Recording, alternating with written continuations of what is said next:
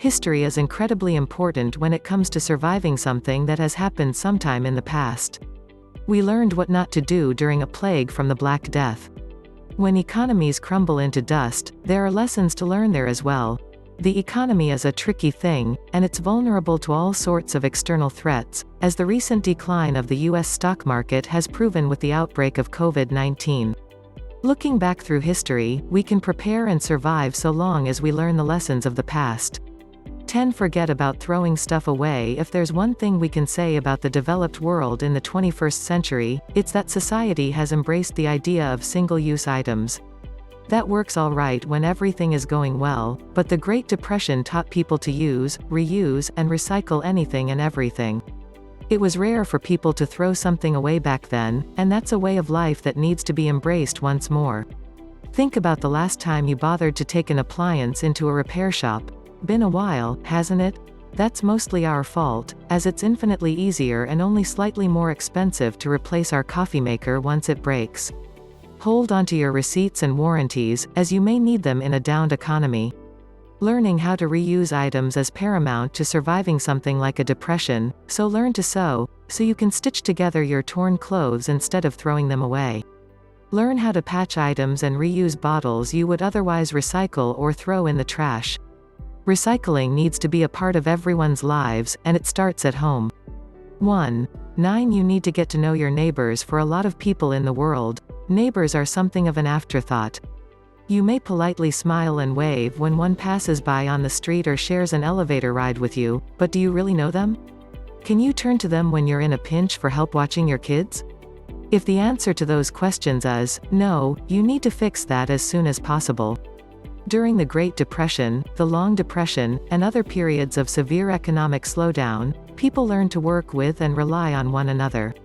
A community of neighbors is much stronger than a single person or family, and people learned that quickly. Neighborly alienation is a relatively modern concern, and when people lived in smaller communities, they tended to bond with one another, but that is mostly a thing of the past. When the economy takes a nosedive, and several people on your block are suddenly out of work, you need to be there to help them. They will do the same should it happen to you. At least, that's how people survived the recessions and depressions of the past, so get over your social anxiety, and get close to the people who are literally closest to you. 8. Learn a new trade. For most kids throughout the world, they were asked to answer the question, what do you want to be when you grow up? Invariably, a child would speak a profession, and many would grow up to fill those roles. For others, a talent or skill might have pushed them into another area of the workforce, but for the most part, this meant that each person knew a single trade, and it's what they trained to do. Unfortunately, a depression hits specific industries harder than others, and the ones that suffer the most are often the lower-paid jobs. If at all possible, you need to learn another trade. You need to be able to walk away from your job you've done for years and be ready to start over in a new industry. That's far easier to say than it is to do. After all, we train hard to become a schoolteacher, a doctor, a nurse, or any of thousands of different trades, but whatever your skills, they need to be as diverse as your investments should be. If you ever find yourself in a position where you need to learn a new skill, try and find one that aligns with what you already know, and take help wherever you can to learn something new.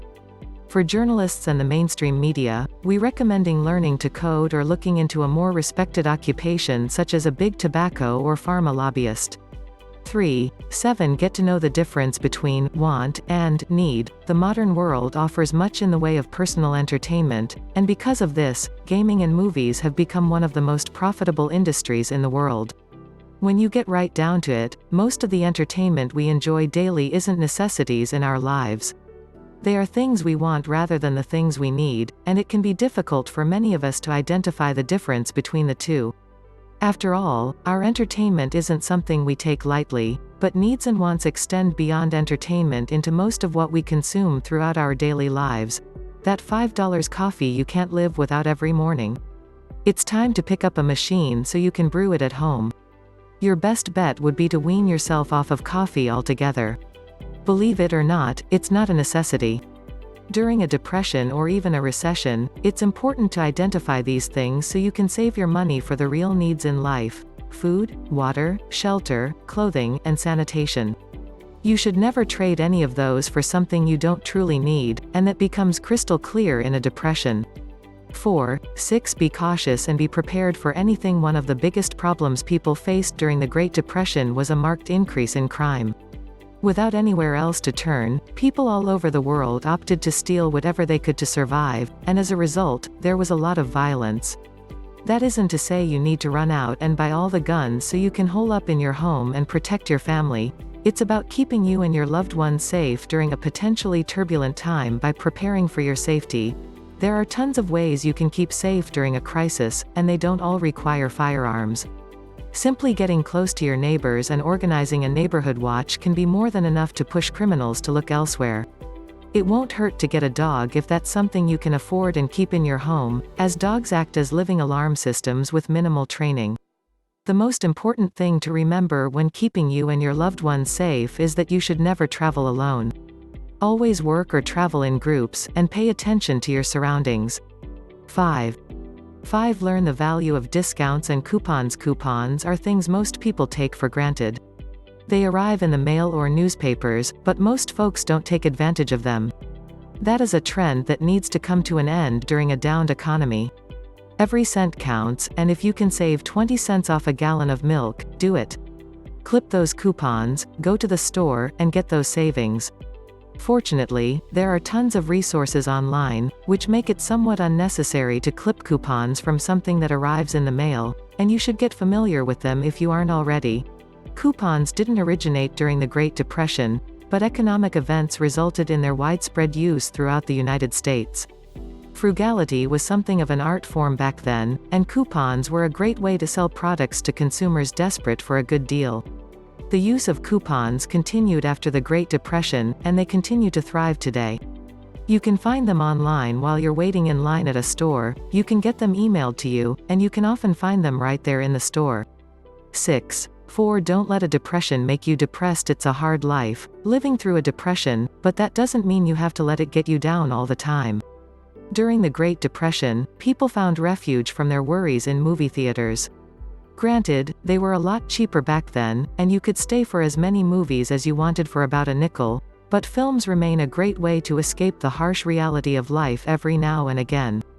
Fortunately, we aren't forced to go to a theater to see movies any longer, and just about every home has access to thousands of films and television series at a relatively low cost or no cost at all. Granted, you're not going to want to stay inside all the time, so you should look for little escapes you can take that don't empty your bank account. There are plenty of free options available in most cities, where you can go for a quiet afternoon. City, state, and national parks are a great way to get out and see the world without dwelling on a bad financial situation. Find the inexpensive activities in your area, and make a day of it with the family. It's far better than brooding at home all day, and it's good for your health as well. 7. 3. Grow your own food. This one seems obvious, and while it isn't possible for everyone, seeing as many people live in cities without much land, the people who can grow their food absolutely should. Growing your food gives you an extra layer of sustenance security, so you don't have to necessarily worry about what's going to be on the dinner table when you know you can harvest some corn in the backyard. Planting your own crops on even a small plot of land can help save a bundle, and there are numerous herbs you can grow inside near a window. Even for people who don't have land to plant their own crops, there are community gardens available in many municipal areas you can take advantage of.